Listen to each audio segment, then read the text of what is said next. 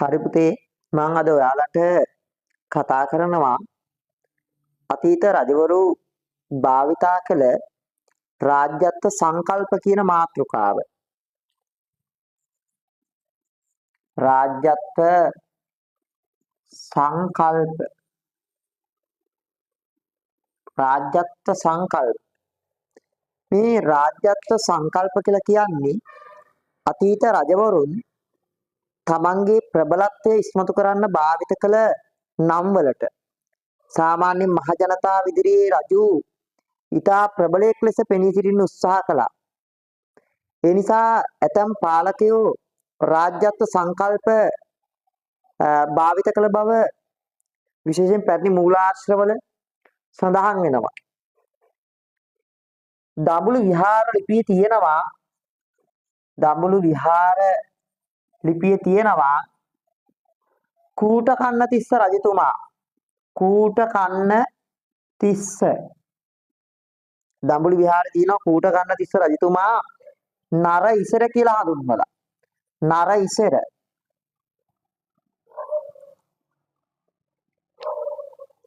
විශේෂයෙන් බහුවර්ණවලදී අහලා තියෙනවා මම දැකලා තියෙනවා 10 11 ශ්‍රේණිවලදී දඹුලු විහාර ලිපියේ තියෙනවා කූටකන්නතිස්ස රජතුමා නර ඉසර කියන සංකල්පය භාවිත කළ බව. නර ඉසර කියන සංකල්පය පාවිච්චි කරලා තියෙනවා. ඒ වගේම අතීත රජවරු භාවිත කළ තවත් රාජ්‍යත්ව සංකල්පයක් තමයි දේවත්ව කියලා කියන්නේ. විශේෂයෙන් මහසෙන් රජතුමා මින්නේරි දෙවියෝ කියලා හඳුන්වලා තියෙනවා. මින්නේරි දෙවියෝ මහසෙන් රජතුමා මින්නේරි දෙවියෝ.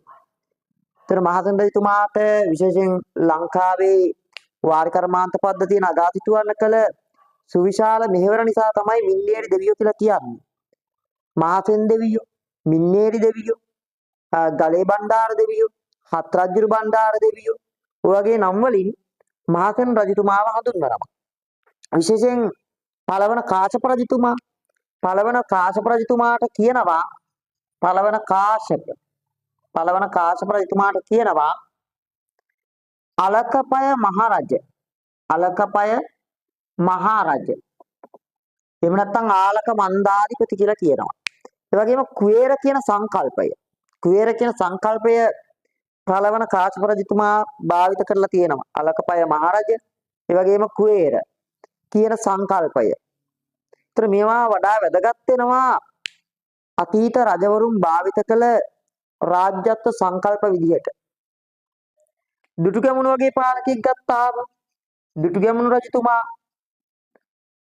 රජතුමා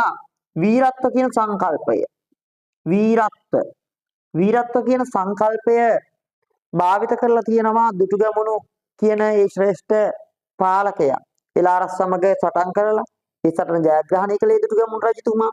එතකොට මේ රජතුමා තමන්ගේ ප්‍රබලත්වය ඉස්මතු කරන්න වීරත්ව සංකල්පය භාවිත කළ බවටත් තොරතුරු ලැබෙනවා. තවදුරටත් අපි අතීත රජවරු භාවිත කළ රාජ්‍යත්ව සංකල්ප පිළිබඳව තොරතුරු හොයනකොට හම්බ වෙනවා පොළොන්නරු යුගයේ තුන්වෙනි ශ්‍රේෂ්ඨ පාලක වෙන නිශ්ශංක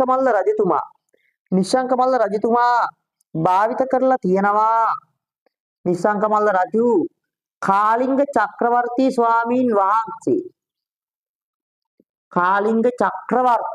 ස්වාමීන් වහන්සේ කියන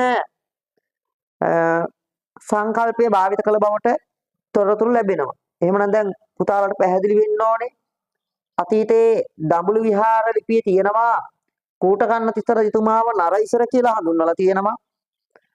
මහසෙන් රජතුමාව මින්නේරි දෙවියෝ, පළවන කාශ්‍යප අලකපය මහරජ, එහෙම නැත්නම් ආලක මන්දාධිපති, දුටුගැමුණු රජතුමාට වීරත්ව කියන සංකල්පය, නිශ්ශංක මල්ල රජතුමාට කාලිංග චක්‍රවර්ති කියන සංකල්පය භාවිත කරලා තියෙනවා. මේක විභාගෙදී ඔයාලගෙන් ලකුණු 5ක හෝ 6ක කොටසක් ඇටියට අහන්න පුළුවන්.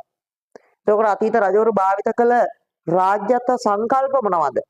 විශේෂයෙන් ඔයාලට බෝධිසත්ත්ව, ඒ වගේම පර්වත රාජ, වීරත්ව චක්‍රවර්ති දේවත්ව වැනි සංකල්ප බෝධිසත්ව පර්වත රාජ වීරත්ව චක්‍රවර්ති දේවත්ව වගේ සංකල්ප අතීත රජවරු භාවිත කරලා තියෙනවායි කියන එක වඩා පැහැදිලිව තහවුරු වෙනවා